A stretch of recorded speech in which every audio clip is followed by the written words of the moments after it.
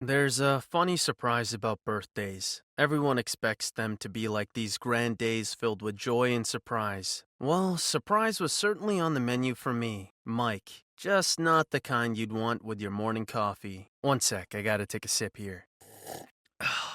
Anyways, I decided to give my girlfriend, let's call her Judas, a surprise birthday bash. I thought it'd be a good idea. Invite all my bandmates, some close friends. We were in a tight knit group, or so I thought. Walking in, ready to yell, "Surprise!" What do I see? Judas in the arms of one of my closest friends. Let's call him Benedict. I was so naive. I actually tried to laugh it off as a joke, but the way they looked at each other, it was anything but a joke. Worst part, the rest of my so-called mates were just standing around, sipping their beers, awkward as a cat in a dog show. "Well, this is a fun birthday, isn't it?" I asked, my voice barely above a whisper. The room was silent. Even the cheap party popper I was holding seemed to sulk. Benedict even had the audacity to stammer out, "Jack, we didn't, this isn't..." A true wordsmith, that one.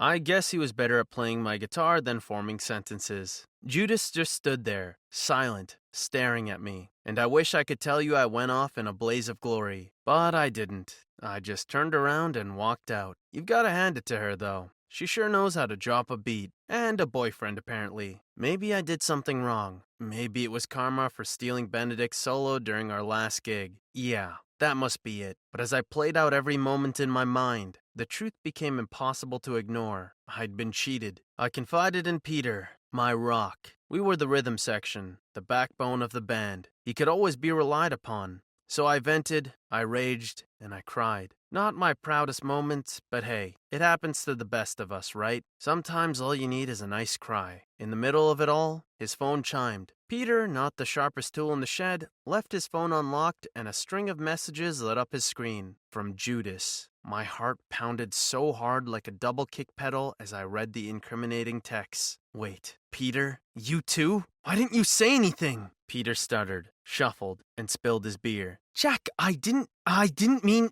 she told me. He didn't finish his sentence, but he didn't need to. I could see it in his eyes as well. Betrayal number 3. You'd think that once bitten, twice shy, right? But no, not me. I went through my contacts like a man possessed. John, Paul, even Ringo, all had played their part in my girlfriend's wandering rock opera. You could have at least told me. I wouldn't have wasted all that time writing you guys solos, I said, sarcasm bitter in my mouth. I thought about what I'd say in my exit interview. The one where they ask why you're leaving the band. Creative differences, maybe. But let's be real. No amount of creativity could have spun this tale into anything less than a betrayal anthem. Fellas, I'm done, I finally said, and walked away, not waiting to hear their responses. If there were any apologies, I didn't want to hear them. What was done was done. There was no going back. Back home in the embrace of my childhood bedroom, the refuge of my parents' basement, I found my solace in solitude. I traded the bright stage lights for the soft, comforting glow of my old lava lamp. My once vibrant world, filled with noise, laughter, and music, had become a silent symphony of regret. One day, I strummed a melancholic tune and started singing about her.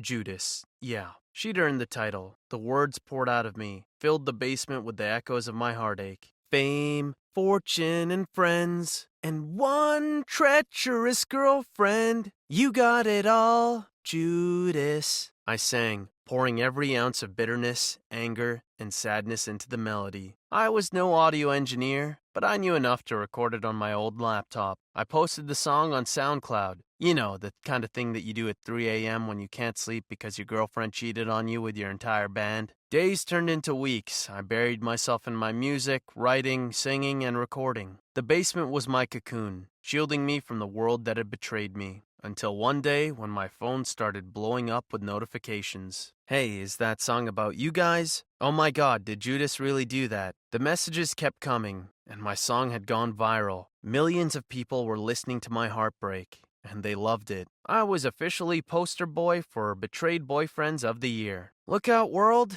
I said to myself, my voice echoing around the basement. Jack's flying solo now. Suddenly, I was a celebrity. My heartbreak had resonated with a million hearts. Interview requests started pouring in. Journalists, bloggers, podcasters, everyone wanted a piece of the Jack. The betrayed musician who had turned his heartbreak into a hit. There was no way around it. I couldn't hide in my basement forever. It was time to face the world. I sat on the other side of a Skype call, preparing for my first ever live interview. The host, a trendy pop culture icon with a neon blue streak in her hair, grinned at me from the screen. So, Jack, the burning question on everyone's mind, is Judas based on a true story? My heart pounded as I glanced at the camera. The truth had a way of being freeing, but also damning. Yet, I didn't see any reason to protect their reputations, not after what they'd done. Yes, it is, I replied, my voice steady. Every word in that song is my truth. Wow, that's quite something. You've been through a lot, she continued, a note of sympathy creeping into her tone. Don't worry about me, I retorted, a wry smile curling my lips. If life gives you lemon, you make lemonade. If life gives you a cheating girlfriend and traitorous friends, you write a hit song. It's just good economic.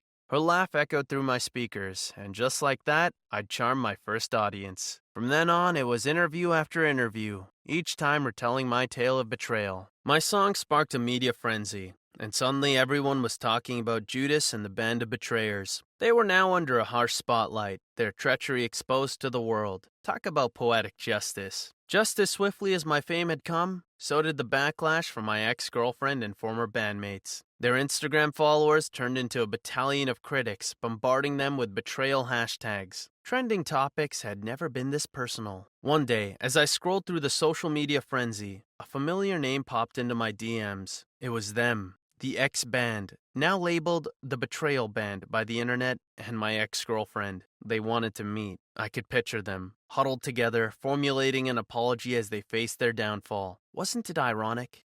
They had been so eager to climb the social ladder that they'd forgotten who they were stepping on. And now that I was at the top, they were reaching out for forgiveness. It was almost poetic. We met at a cafe, away from prying eyes. They looked the same, but different. Their confident swagger was replaced by sheepishness, their eyes unable to meet mine. Jack, my ex-girlfriend started, her voice shaky. We messed up. Messed up? I laughed bitterly. You betrayed me. All of you. We know, one of my ex-bandmates, Tom, replied. And we're sorry. Truly. They all echoed his sentiment, pleading for my forgiveness. There was no trace of the cool band I once knew, just a group of remorseful people. I forgive you, I finally said, meeting their surprised eyes. Not for you, but for me. I won't carry your betrayal any longer. They thanked me, the relief palpable. They tried to talk about old times, but I cut them short. I forgive you, but I don't want anything to do with you. I've moved on. You should too. Walking away from that cafe,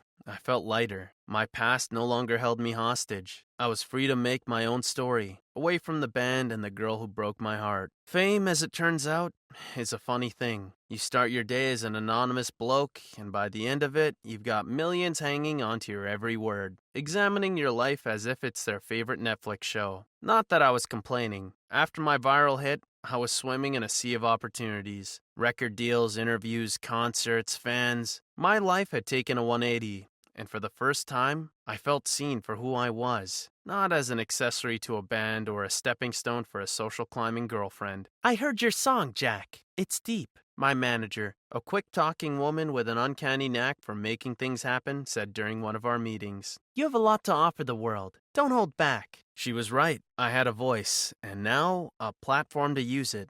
It was time to share my story. Not the tabloid version, but the real, raw, unfiltered one. So I wrote. I wrote about love, about betrayal, about picking up the pieces of a shattered heart. I wrote about finding hope in the darkest of times, about laughing in the face of adversity. I wrote about being unapologetically myself, about standing tall even when the world tried to pull me down. And people, they resonated. Fans reached out, sharing their stories of heartbreak and resilience. Interviews were less about the scandal and more about my journey, my music. It was surreal, watching people find solace in my words, my melodies. I was no longer just Jack from the Betrayal Band. I was Jack, the artist, the survivor, the inspiration. And now and then, I'd remember my ex-bandmates, my ex-girlfriend. Their actions had led me down a painful path, but in a twisted way, they also led me to where I was now. Was I thankful for their betrayal? Absolutely not. But I was thankful for the lessons it taught me. So it just goes to show, bad things can happen in your life. But just know, good things are always on the horizon. So never give up. The world needs to hear your story, and trust me, there's no better storyteller than you.